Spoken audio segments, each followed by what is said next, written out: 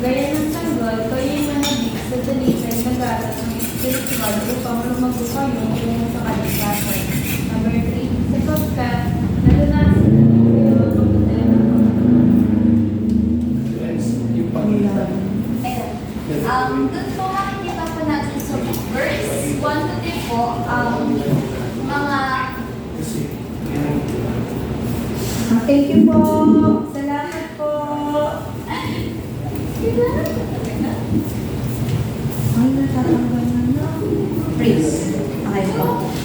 Dito po makikita po natin sa verse 1 to 3 po ng First Peter chapter 2 is makikita po natin yung mga behavior na hindi po naaayon sa isang taong ipinanganak na muli sa pamamagitan po ng mahalagang dugo ni Jesus. Apa. Binago po tayo ng kapangyarihan ng Banal na Espiritu at itinatag po tayo sa walang hanggan na salita po ng Diyos. Apa. Ang bagong buhay na tinanggap natin kay Jesus po ay hindi dapat katulad ng dating pamumuhay po natin dito po sa mundo. Mapapansin po natin na ang lahat ng behaviors na sa verse 1 po is may kinalaman po sa paraan ng pakikitungo po natin sa ibang tao po or sa kapwa po natin. Example po is gagamit po si Peter po ng isang larawan po, isang gusaling binubuo po ng maraming bato na magkakasamang itinayo po. Apa. Ayan po. Tapos po, kung ang mga batong ito po ay nag-aaway po, nagsisinungaling, naiinggit at naninira sa isa't isa, paano po magiging matatag ang gusali? Kung hindi, kaya po, hindi po katanggap-tanggap ang mga behavior pong iyon sa mga Christian po or mananampalataya po ni Jesucristo. Pagkatapos po nito, ibinalik po ni Peter ang pansin nito sa salita po ng Diyos. At nagbigay po ulit siya ng isa pang larawan at ito po ang dalisay na gatas ng spiritual. Dito po natin makikita po natin ang gatas. Hindi po ito tumutukoy sa gatas ng baka, kundi po sa gatas ng isang ina para sa kanyang sanggol. Noon at hanggang ngayon po ay napakahalaga po nito sa sanggol po para sa paglaki at sa kalusugan ng isang sanggol po. Ang mga sanggol po ay sabik na sabik sa gatas. Hindi po sila maaari magtagal ng maraming oras nang hindi po napapadali po. At siguradong ipapaalam nila po yun sa pamagitan ng pag-iyak po nila. And kailangan nila ito upang mabuhay po at lumaki. Ganon din po ang gustong iparating po ni Manang Apostle po ba si Peter? Tama po ba? Opo. Okay. Kala mo. Dito po, gusto po iparating ni Apostle Peter po na tungkol po sa mga Christian na dapat natin pong hangarin ang salita ng Diyos tulad ng paghahangad po ng isang sanggol sa gatas po ng kanyang ina. Kung paano ang gatas ang nagpapalakas sa katawan ng sanggol, ang salita po naman ng Diyos ang nagpapalago at nagpapalakas sa ating spiritual na buhay po. So, dumako po tayo sa verse 4 to 8. Pakibasa po. Lumapit kayo sa kanya, sa batang bahay na itinakil ng mga tao, ngunit pinili ng Diyos at mga nagasa ka ng sarili. 5. Tulad ng mga batang buhay, may bago. Maging bahagi kayo ng isang templong spiritual, bilang mga paring itinalaga para sa Diyos. Mag-alay kayo sa Diyos ng mga handog na spiritual na kalugod-lugod sa kanya sa pamamagitan ng Espiritu. 6. Sapagkat sinasabi ng kasulatan, tignan ninyo, inilalagay ko sa Zion ang isang batong panulukan, hindi at mahalaga. Hindi mapapahiya ang sinumang sumasampalataya sa kanya. 7. Kaya nga, malaga siya sa inyong mga sumasampalataya sa Kanya. Ngunit sa mga hindi sumasampalataya, natutupad ang mga ito. Ang batong itinakwil ng mga tagapagtalo ng bahay, ang siyang naging batong pundasyon. 8. At ito ang batong katitisuran ng mga tao. Batong si kadalapan natalisod sila sapagkat hindi sila sumunod sa salita ng Diyos. Ganoon ang katakdas para sa kanila. At kaya po tayo lumalapit kay Jesus para po itong oras ng pagpapakain po sa isang bukid or sa supo. Kapag tumunog po yung kampana or nagsisilapitan na po yung mga hayop, or nilabas na po nila yung pagkain, agad po silang lumalapit. Ganun din po tayo kay Jesus po. Lumalapit po tayo sa Kanya dahil nais po natin mapalapit po sa Kanya, sa presensya niya po. At habang tayo ay magkakasama po, binubuo niya tayo bilang isang templong spiritual or spiritual na tahanan. Sama-sama tayo pinatayo po niya. Dito po sa verse 4 po is nakakalungkot po na isipin na tinanggihan po nila si Jesus ng sariling bayan niya po. Ngunit, may mas mahalagang dahilan kung bakit po ipinapaalala po ni Apostol Pedro po ito.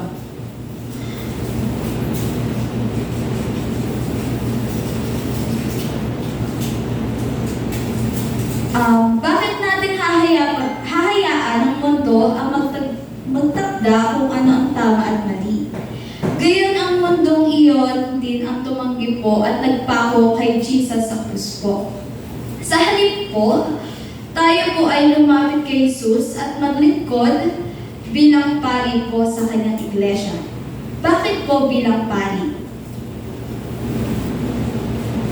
Bilang pari po, tinawag po tayo sa ganitong paraan dahil si Jesus po ang nagbukas ng daan para makalapit po tayo sa Diyos. Kaya hindi na iilan ang may ganitong pribilehiyo po, kundi lahat ng nanampalataya po sa Kanya. Ang pari po, isang taong malapit po sa Diyos at naglilingkod sa Kanya po.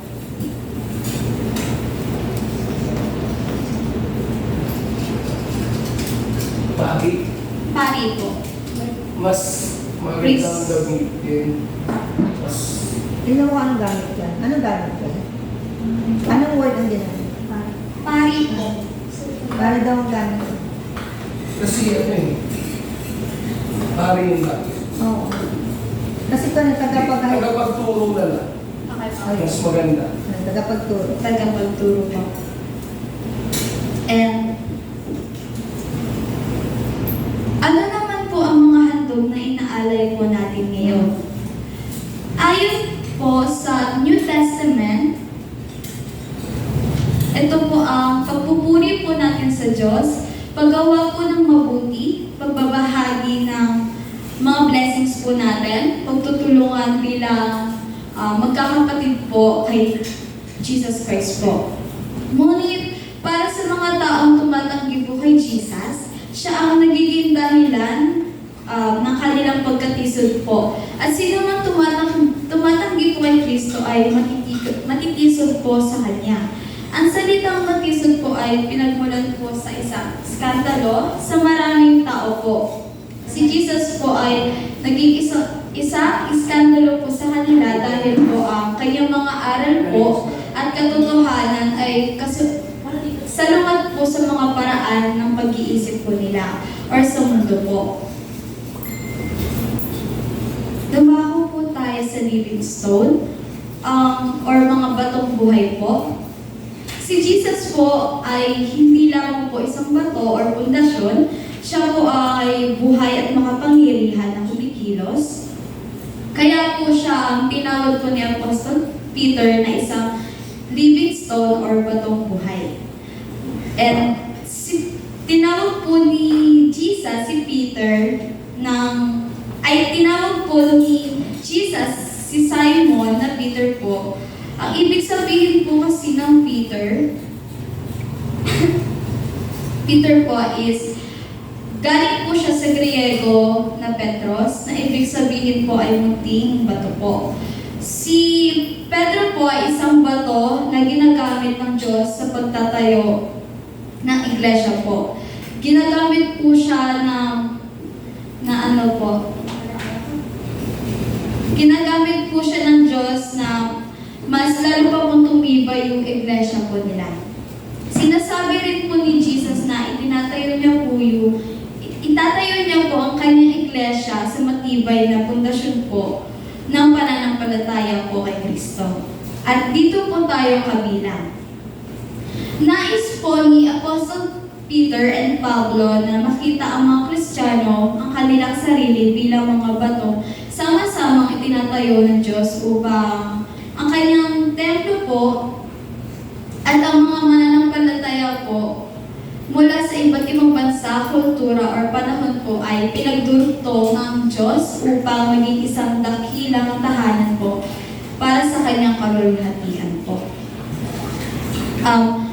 Pinapakita po dito na mahalaga po tayo lahat po sa Diyos. Pare-pareho po ang ating layunin na mapalapit po sa presensya po ng Diyos at lahat po tayo ay nakatayo po sa pundasyon po ni Jesus po. Ngunit may isa po pong halagang katotohanan po na hindi kayang itayo ang mga bato po ng ang kanilang sarili po. Ang Diyos po ang mismo naglalagay sa Kanya, sa atin po, sa Kanyang spiritual na templo. Siya po ang may perfect plano at design po para sa isa't isa po, para po sa atin. And ang batong buhay po at maharlika, ang tagapagturo po ay kakaiba pong pinaglarawan po ni Peter, pero po pinagsama po siyang example po. Ang batong buhay po ay bumubuo po sa templo ng Diyos. Ang tagapagturo naman po ang naglilingkod sa loob ng templo po.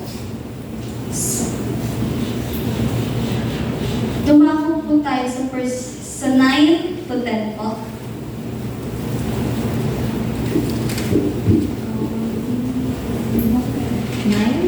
Ngunit kayo isang layong tinig, mga maharlikang hari, isang bansang hinirang, bayang pag-aari ng Diyos. Pinili upang magpahayag ng mga kahangahamang ginawa niya.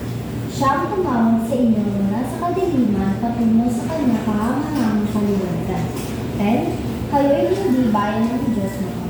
Ngunit ngayon, kayo bayan ng hirang niya. Noon ay hindi kayo nakatanggap ng habag, ngunit ngayon tumanggap na kayo ng kanyang habag. Si Apostle Peter po nagpapaalala po sa mga mananampalataya po kung sino po sila kay Jesus po. Tayo po ay piniling lahi, maharlika, or banal na bansa po or bayang pag-aari po ng Diyos. Ngunit po, hindi po ito dahil lang sa ating lahi, bansa, or pamilya po, kundi dahil po tayo ay ipinanganak muli sa pamamagitan po ni Jesus Christ. Ang layunin po nito na ipahayag po ang kadakilaan at kabutihan po ng Diyos na tumawag po sa atin mula sa kadiliman tungo sa kanyang kamanghang-manghang liwanag po. At dahil po, dati po ay nahiwalay po tayo sa Diyos, ngunit ngayon po ay kabilang na tayo sa kanyang bayan at tumanggap po tayo sa kanyang habag.